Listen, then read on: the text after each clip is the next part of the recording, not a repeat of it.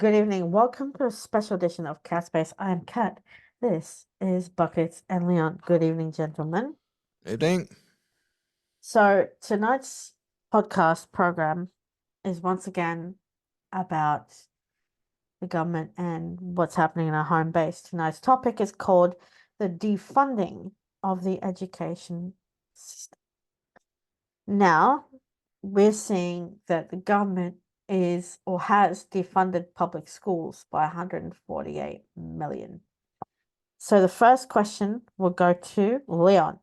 Is the defunding of public schools fair considering the government kept children at home due to COVID? Your thoughts? I don't like using the COVID argument these days because it was 4 years ago. Maybe 4 years ago I might have agreed with it, but I don't agree with it being used as an example here. If they are defunding it, which it looks like they have, I'm just trying to. I had a stat here a short time ago. I've actually, it's just kind of skipped away from me here, but it has had. Let's see, I'm actually. I kid you not. I actually had the numbers from 2021, 22, and 23. Now the numbers this year. Now 10.8 billion is for the government schools, and that is a cut of about I think it's a rough cut of about 600 million or something, 600 mil. It's about 1.25%, which is 148 million. Well, there you go. So they've definitely cut back on government school. They've cut Public back on schools. expenditure for government schools, and they can't do that. You want kids to get a good education, you cannot be cutting money to the schools. Well, from what I've been doing a lot of research, and the link I found, which will be posted in the description box when it goes up, is that they are going to be defunding 1.25%, which is 148 million, and have teachers work 1 day a week, and then there's going to be executive teachers who are going to be working 3 days a week. So instead of the 5 day week school, it'll be 3 days. By the way, I've just found the numbers that I was looking for in 2021, 22. Let's see, 11.2 billion went to government schools. That this was 21, 22, and 22, 20, sorry, 21, 22. The actual numbers was, oh God, never mind. Never mind. I'm stumbling over my blocks here. I found all the information and now I've lost all the information again. It's not cool. Go ahead, Phil. Go ahead, Phil. Save me. Ask the question and I'll answer. Okay. Is the defunding of public schools fair considering the government kept children at home during the time we had COVID? No, it's not because, as we all know, we were pretty much all the kids were forced to stay home, and they had to be homeschooled because there wasn't any other choice. Um, and all the teachers were also forced to homeschool as well. My sister-in-law was one of them. She was a teacher. She had to teach her students from home. My next door neighbor was also a teacher. She had to do exactly the same because that was the law, and that's how we prevented our children from dying from COVID. But now that the COVID virus is probably closer to a flu, where it can be controlled with a vaccine, it's a bit safer for our children to go back to school. But the only reason why they haven't had, a massive enrollment is because they've been missing from school for 3 years. So it's unfair for the federal government to say, oh, we haven't basically had an increase of enrollment, so let's just make it everything on Zoom and cut the funding for the public schools. That's completely unfair based off based off what our whole country had to experience. So I'd wish they'd actually done check the enrollments over the last 8 years as opposed to the last 3 to 4 years, because that would give a clearer response based off the circumstances. But it's almost like they are trying to cheat the system, so to speak. I mean, let's take, for example, due to the very low enrollments in public schools, the government just decided, well, we don't have enough children enrolling. What are we going to do? Instead of funding public schools and enticing them to have their kids enroll, they've gone, well, we'll cut their funding by 1.25%, which is $148 million, and we'll put it into the private schools of parents who can afford, mind you, can afford to pay for private schools for boys' schools and girls' schools. Now, if we're going to hire executive teachers, hire them on a 5-day basis. If we're going to go on a 3-day basis at schools, our kids are not going to learn anything, nor are they going to get education. Okay.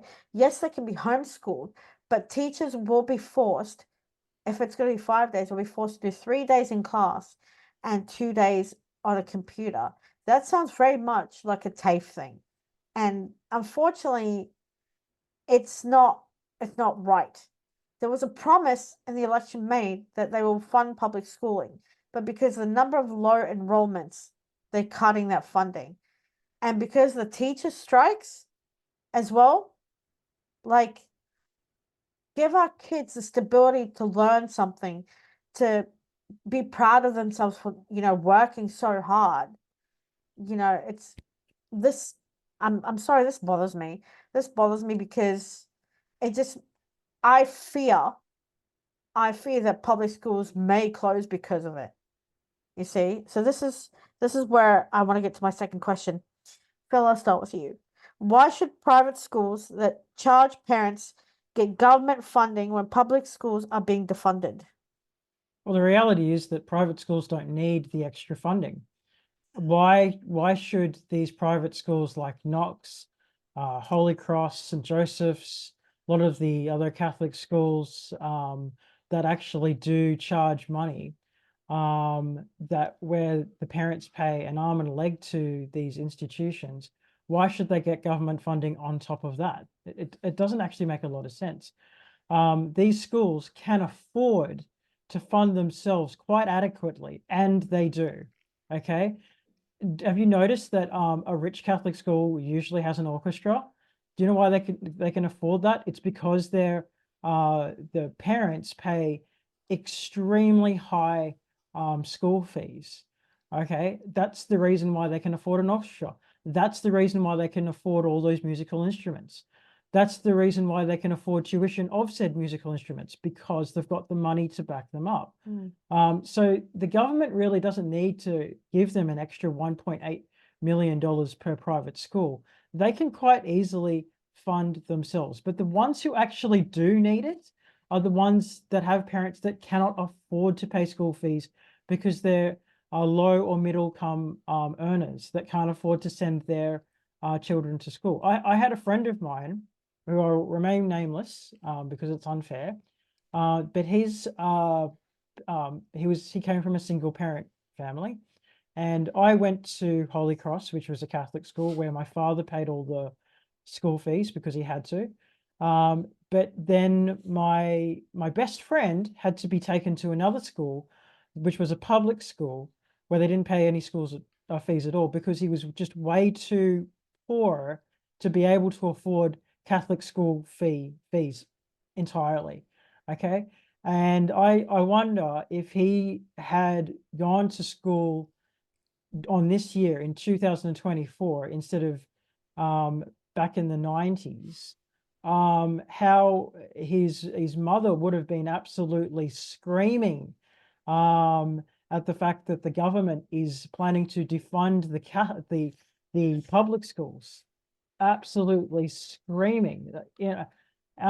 So I think it's extremely unfair for these children to be completely defunded, and to say, oh yeah, by the way, because we're defunding this, your kids will only go to school for 3 days. That's like a long weekend.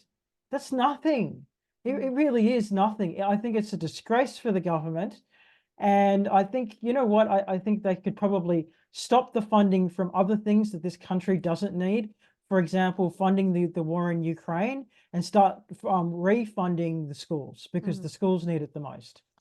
Good answer, Leon. Your same question, your answer. Why should private schools that charge parents get government funding when public schools are being defunded? Right now, $8 billion is directed towards independent schools. But the thing is, like with these independent schools / private schools, they know where the money needs to go and they do it. They put the money in that location. The government doesn't know what to do. They just give these schools the money. Hey, here, use it for this, this, and this. And if you don't need to use it, then quite frankly, you're not going to get it. I would hate to see the day where, like, government schools or public schools and public high schools or whatever start having to merge, because we've got too many schools and we don't have enough. We've got too many schools, not enough teachers, and next thing you know, you're gonna have to start seeing quadrangles full of bloody students, and that's not good. That's the worst. That's like, it's a worst case scenario. It's one of those situations. There shouldn't. There might actually have to be a viable solution, if all these public schools end up having to merge and they all just become one. That might be the only solution that they've got, purely because they cannot afford, they simply cannot afford the funding. Yeah. But that's also poses another problem, because then, well, if they merge, that means you've got double the students, and then Double the students, and quadruple less the students. teachers. And sooner or later, you've got more students than you can possibly handle. Exactly. That's why all these schools were separate. And now with money being cut, which, by the way, the opposition should have a field day throwing it to the next election, saying you've cut money out of the school system and the education system. Why? Like for me, when I grew up in New Zealand, the way schools happened was I went to 2 primary schools. And then from 2 primary schools, I went to a secondary school. And from a secondary school, I went to a high school. So I went to Holy Cross and I went to St. Mary's Primary. And then I went to intermediate. And from intermediate, I went to high school. So kind of out. I'm sure this has a point, right? Yeah, so it's kind of like, they need to separate. If they're going to merge, it's going to be difficult on, as Leon said, and you said, on teachers, because it's going to be difficult, because it's going to be overwhelming with how many students they have to teach in order to teach them. And because in this day and age, books are no longer reliable, everything needs to be Googled. Teachers are underfunded and overwhelmed. And I think they really need to re-look at that and go, this is a problem in our own backyard. Let me get to what I mean. Here's a question, Leon. This is what I mean about. Are we quickly turning into America, where only the wealthy can afford education and the poor will be denied the resources needed to educate the system? Their students, to educate their students. Unfortunately, that seems to be where we're going. The rich people can send their kids off to a private school and get that education, while the gap between the education system continues to widen. It'll be so wide you could not put it back together again. That's a problem. I hope that there's some way to actually bring it together, but I don't see that happening. It's just going to keep blowing out. And we are going to turn into an American system. I just hope with that American system, we don't end up to a point where we have to bring in bloody, what do you call those things? Those scanners to school, you walk through the door and get scanned or something like that. Well, you know what? It's interesting that you do say that, because my brother basically did prac at Epping High School, right? And even though he was just doing like work placement, there was a kid that actually put a knife on him. So, I mean, when he was doing prac, he was doing this in the 90s, early 2000s. So, there wasn't any real metal detectors that they put in school like they do in the American schools. That was the word I was looking for, metal detector. I couldn't think of But the that word. might actually change given the amount of stabbings that we've had in the last 2 to 3 weeks. So who's to say that they might implement that?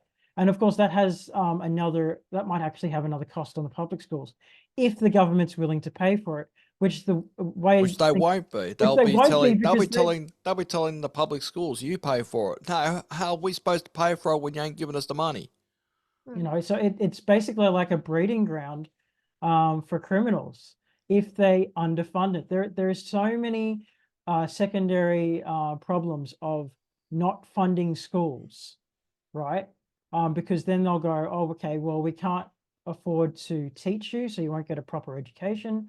That person won't be able to get a proper job because he's not properly educated. You'll increase the rate of crime like theft because that's the only way people can eat. I mean, not having a decent education isn't just a matter of not being able to read and all that. It's the trickle down effect that it has on the rest of community. And unfortunately, the government just doesn't have the foresight to see this. And it's sad that they don't. Next question.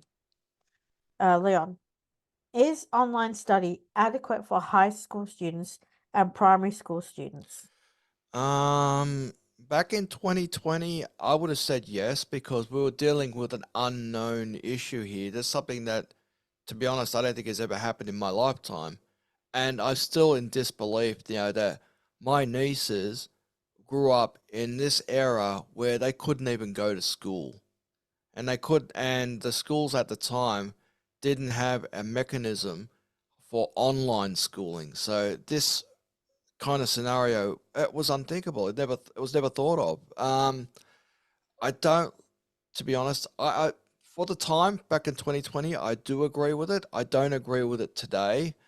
I think, everyone's over this.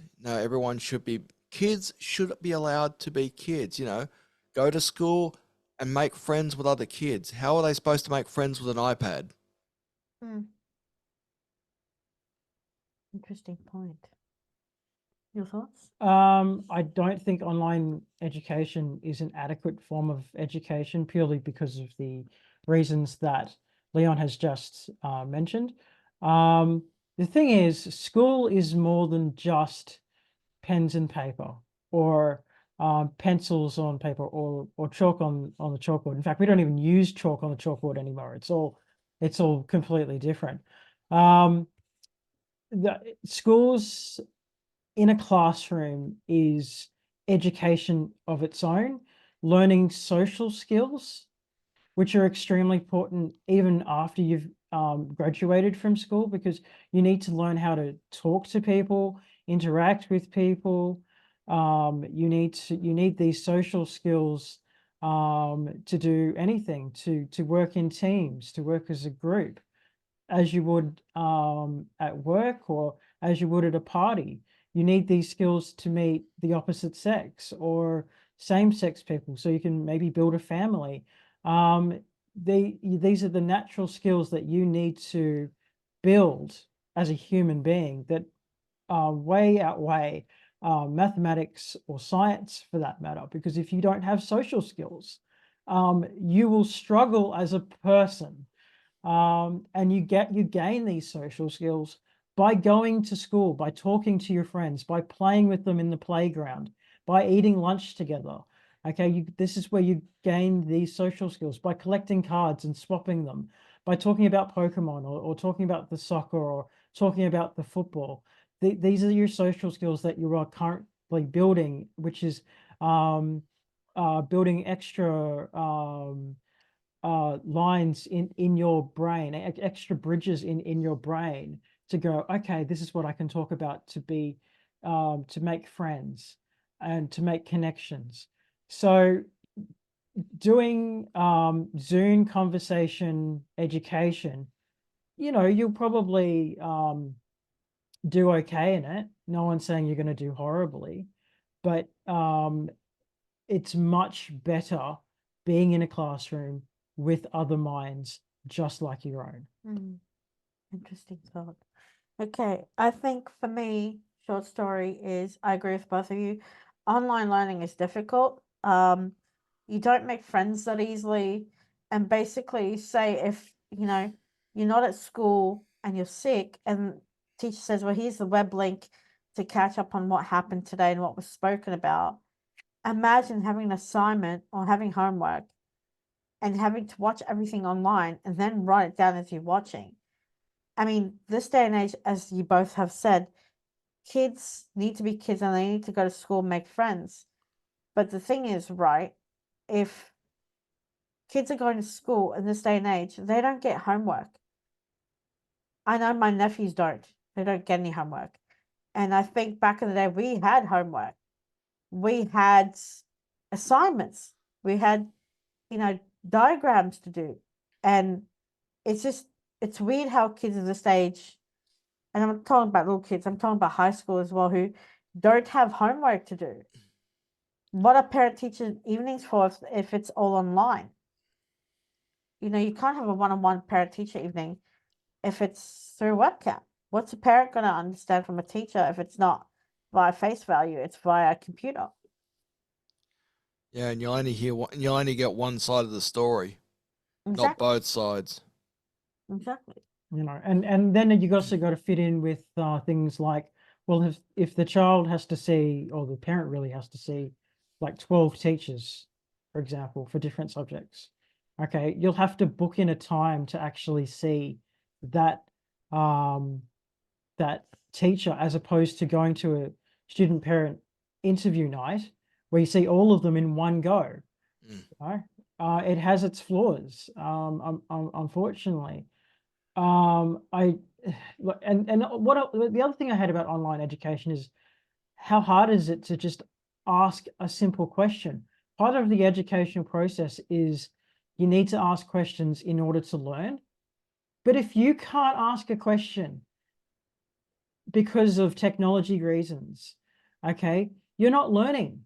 You're really not. And so finally, when assignment time comes along and you need to know a question, or you need to know how to do an assessment, you will struggle because you're not, it's almost like you're being silenced. You'll struggle because you won't be able to retain the knowledge that you know, because you're not being access to it. Mm. It is a joke of an education system.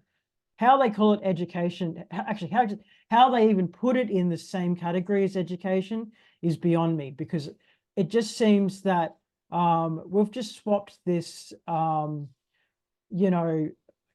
education, ask questions. There's no such thing as a stupid question, but there is such a thing as a stupid answer. For no, we're just not, don't even bother asking a question at all. Okay, don't worry about it. We're not going to answer you. Don't ask questions. Good idea. Here's where that follows up in the word education, guys. Leon, how can the government determine the difference between a good teacher and a bad teacher when doing in-class teaching, whether that's in person or online? Well, I think that has to be a face-to-face deal. You'd be able to tell that quite easily. Whether or not your teacher just like right now these days, everyone's like this. They're zombies. They're zombies. Tuned in on their phone, not tuned in on what's going on around them.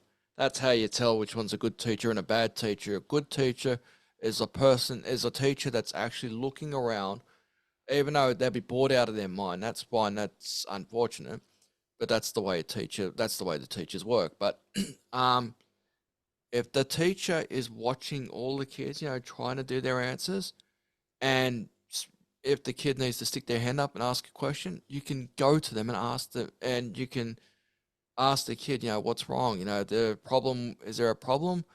But a bad teacher is one of these zombies, that no, here's your assignment, it's on the board, do it. Here's on this, okay, you do it. And they'll just keep their head on your phone. These days it's keep their head in the phone or keep their head in a book. Back in the days it was keep your head in a book. But these days it'd be keep your head tuned in your iPhone. That's a bad teacher. Like if the kid's got their hand up and you're just zombied out like the rest of the people will do when they walk down the street, that's a bad teacher. Yeah, I Interesting kind of thought. I kind of agree with Leon there. I mean, if the teacher is basically spending more time on their phone than paying attention to the students, there's a serious problem. Okay. But good teaching is someone who is able to elicit some interest in the students. So getting the students really, really entertained almost or excited about a particular subject. That is a particularly good teacher. What my brother used to do was he used to do this thing with me, was he would help me with my homework, but he basically said to me, Phil, I'm not going to use the red pen because the red pen will make you feel like you've done something wrong. And we don't want to make you feel like you've done something wrong. What I'm just going to do is just correct you so you know next time. So we're going to use the blue pen. And I tell you what, that made me feel 100% better because it felt like I wasn't being punished. If you've got a teacher that's only becoming a teacher because they just want to punish kids, that's a bad teacher. Okay, that's a bad teacher. A teacher needs to teach, all right? But, kids do need to be punished as well, right? You need to have a balance. But if they're being punished because they don't know an answer, that's not the student's fault, okay? That's the teacher's fault for not teaching the answer properly. Well, there may be an alternative way around getting to an answer, right? It may not be the obvious way to get around. I'm the kind of person back in school where how there's a easy way to get to an answer and there's a difficult way to get to. I was one of those people that went around the world, so to speak, in a figure of speech to get to my answer. And if my answer was right, then it was good. But if my answer was wrong, then so be it. But sometimes things don't stick in my head where why didn't I think of that? Why didn't I think of that? That would have been the easier way around it. I'm one of those people that works things out in detail and get to my answer that way. Interesting thoughts. I have to agree with both of you, but there is something you said, Leon, which is a bad teacher is, or both of you said, a bad teacher is someone who spends time looking at their phone in class rather than paying attention to the teacher. And the teacher says, okay, well, here's your next assignment, history on blah, blah, whoever you want to write history on. Instead of now going to the library to sit and read books and write it in your notepad with your highlighters and create an Google, assignment, Wiki. everyone goes home to their computer or laptop, they watch their YouTube videos, they Google everything, they write it down, and then they write it on the computer. And instead of submitting it in class for correction or, marking, they'll submit it to the teacher's email where the teacher prints it out or marks it online and sends it back to their email. And they get their grade via email, which is back in my day, that was non-existent. But that was I hate that idea of, sending a teacher an email, your answers and stuff like that. I like the old fashioned way, with a pen or a piece of paper. That's the best way to do it, man, because that way you can get your answers back. Right? Yep. Easy, without having to worry about emails. I You get enough emails as it is. Sorry. I actually remember I went to it was one of my favorite teachers was a guy called Brother Mark from Holy Cross. He was a great music teacher, and I went to his funeral, unfortunately. Anyway, there was this great celebration for him, and we're all drinking wine in his honor and stuff like that. And I wanted to talk to the librarian, and I said, "Hey, where's the librarian?" And he said, "Or where's the library?" That was my question. And they went, "Oh, the library's over there." And I went, the library's over there. It doesn't look like a library. It looks like a hotel. It looks nothing like a library. And where are all the books for a start? Did you have a book burning or something like that? They said, no, that's the library. We don't need a librarian. And I spoke to Mrs. Rooney, who was my librarian, said I was the last librarian Holy Cross ever had, because after that they didn't need me. So basically their librarian is the internet, is Google. That's Yeah. their librarian. Okay, because all the information that they need for homework and all of that is effectively downloaded. Well, I he, love a good old fashioned book or watching a DVD at school. Or in this case, back then it was a VHS, but that's for those people who were around in schools during the 80s. You'll know what VHS means. So there you go. here's where that connects to this question. Philip, buckets. Will assessments need to change as a byproduct due to underfunding? I think so, yeah. I mean, they're going to have to do things like, if they're going to underfund things, if they're only going to be at school for 3 days a week, guess what? All of the assessments are going to have to change. And I have a funny feeling the way that they'll try to combat that is, instead of having to provide pieces of paper at school for which they read, or having to write things on the chalkboard, or having to write things on a whiteboard, they'll just say to the students, okay, here's your assessment. I want you to write a big poster about said topic, and you do all the information and we'll mark you out of 50. Okay, so they'll get a big piece of green cardboard from the news agents. Okay, and then they'll get lots of information about trains and stuff if the topic is about trains. And then they'll put it on a big poster and they'll send it in, probably get their parents to do it, which kind of defeats the purpose of education to begin with.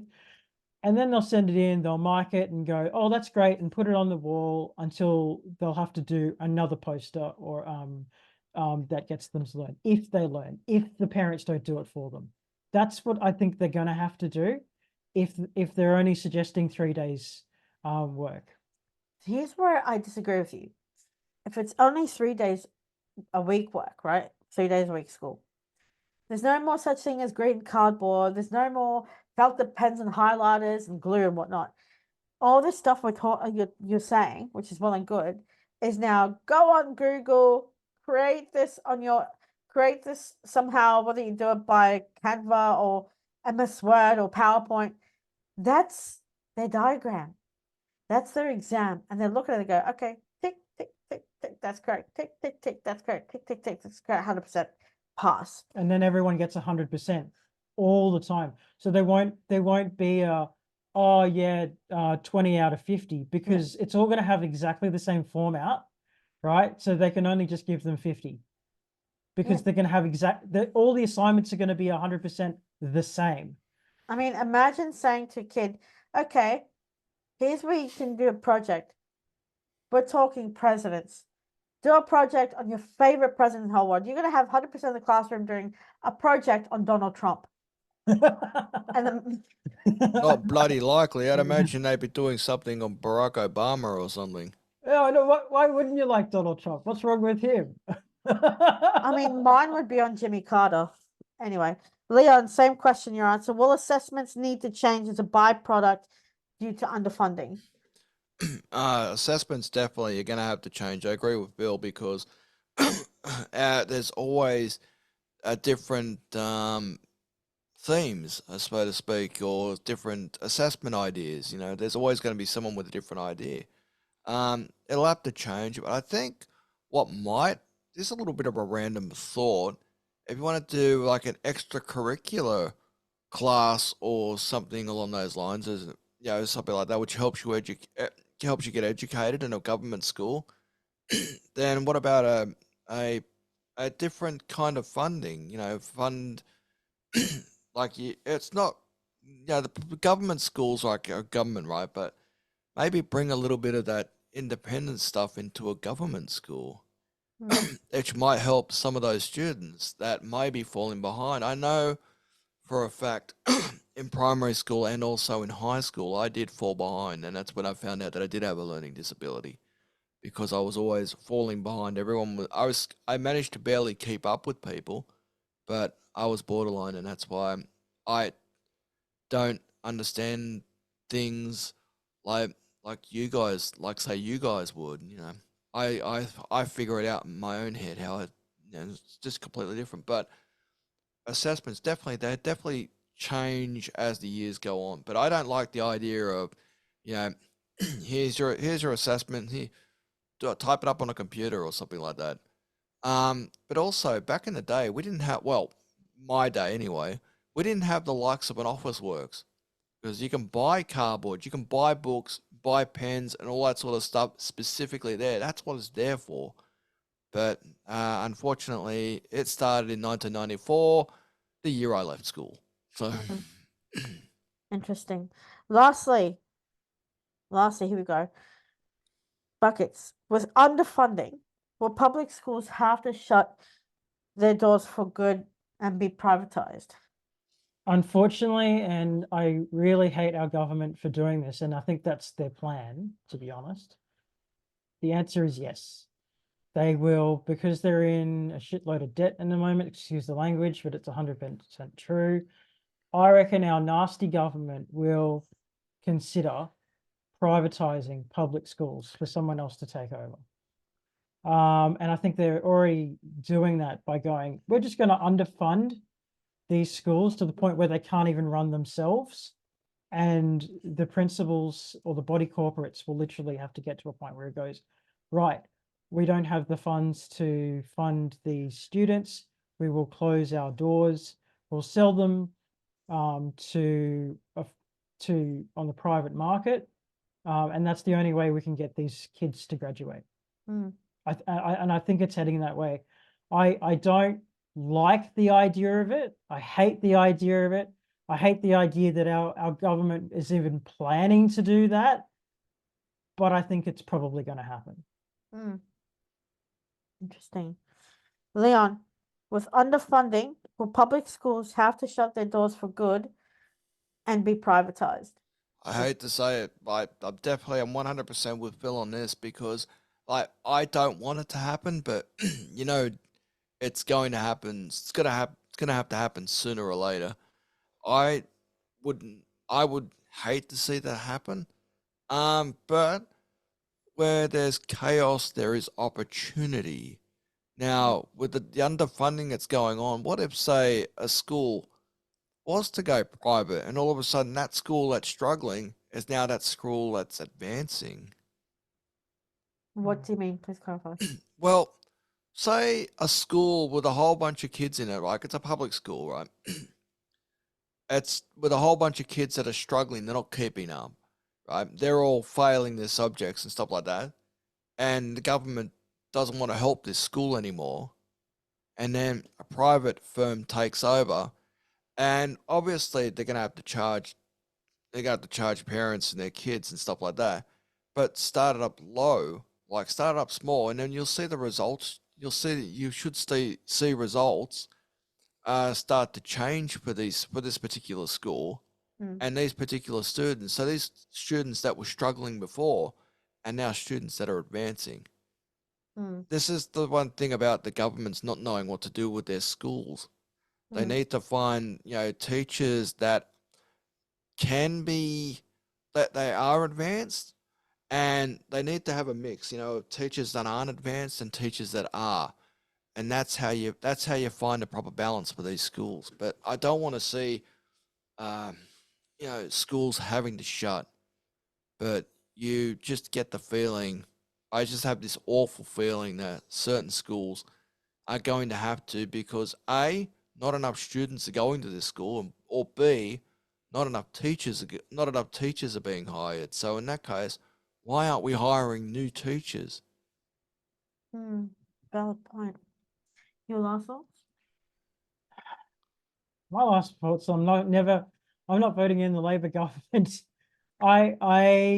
You know what? I didn't expect this stuff from Labor at all. I would have thought that Labor would have protected the education system that we have. I thought that would have been a basic human right that we the Labor government would have protected.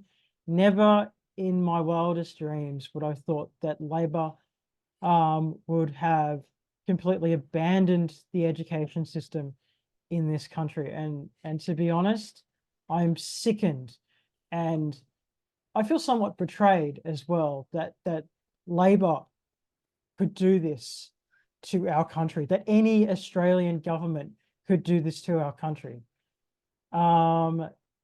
so I'm just like, I'm,